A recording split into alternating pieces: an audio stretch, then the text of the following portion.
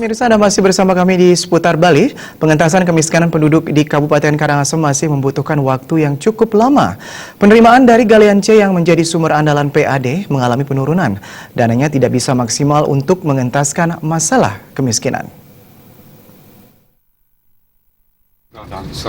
Di Kabupaten Karangasem pada tahun 2005 lalu, jumlah penduduk miskin hampir mencapai 40% dari total jumlah penduduk. Pada tahun 2010, jumlah perlahan-lahan menurun, meski tetap dipandang daerah dengan penduduk miskin terbanyak di Bali. Kemiskinan di Bumi Lahar ini disebabkan oleh hampir 80% wilayahnya merupakan wilayah kering dan berbukit-bukit, terutama di daerah Kubu, Seraya, dan Abang, yang sulit dimanfaatkan. Di balik itu semua, Karangasem memiliki potensi besar berupa galian C di beberapa daerah seperti Selat dan Rendang. Galian C selama ini sebagai penyumbang PAD tertinggi bagi Kabupaten Karangasem. Namun akibat berbagai permasalahan dan kebocoran, pendapatan dari galian C menurun hingga 40% lebih.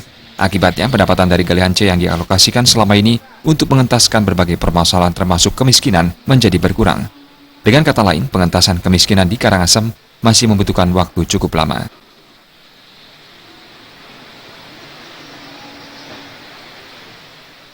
Mengambil kebijakan agar ditutup di Selat itu juga bisa dibuka dengan tidak bayar retribusi kan. Itu kan berapa daerah rugi. Artinya kondisi galian C itu tidak bisa dimanfaatkan dengan baik untuk menopang PAD untuk membangun atau mencari potensi-potensi lain yang ada di Karangasem, misalnya pariwisata alternatif dan sebagainya. Kan itu kan memerlukan dana semua kan. Nah itulah yang menyebabkan kayaknya Karangasem kalau terus begini, kalau tidak bisa mencarikan solusi tentang galian C distribusi yang bocor hampir 30-40 miliar itu sekarang per tahun.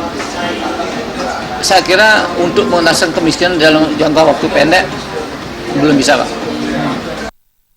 Selain itu, proyek dermaga Tanah Ampo digadang-gadang menjadi sumber PAD Karangasem mangkrak karena berbagai masalah. Jika dermaga tersebut berjalan, dananya dapat dipastikan membantu mengentaskan masalah kemiskinan dan masalah lainnya di Karangasem. Melihat PAD Karangasem yang begitu rendah tersebut, pemerintah Provinsi Bali diminta membantu mengentaskan kemiskinan di Karangasem. Suparyana